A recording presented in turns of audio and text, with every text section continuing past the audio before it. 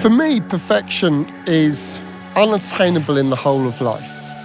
You can achieve perfection in a moment or in one product. But I have an issue that perfection everywhere is not believable because it's not life.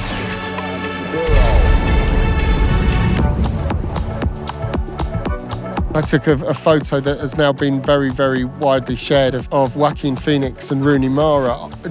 It was probably like an hour and a half after Joaquin had won his Oscar, and they're eating vegan burgers on a stoop.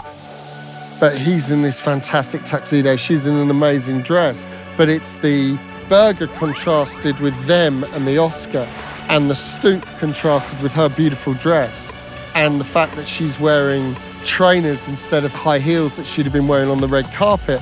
That, to me, it's the lack of perfection that makes that so successful. So if I'm photographing a product as perfectly designed as the Lamborghini Countach, I'm going to want to chuck real elements in there that make it believable.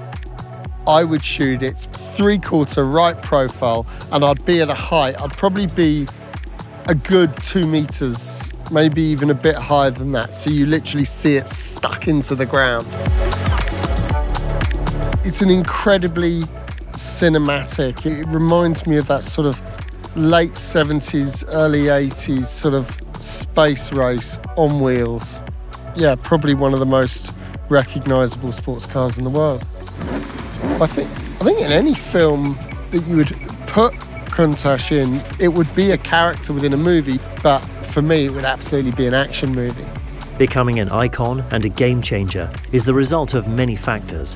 One of the most important being the ability to look at the past and decide what to keep, what to change, and what to invent from scratch. To be truly disruptive in your work, I think you have to free yourself of trying to copy other people.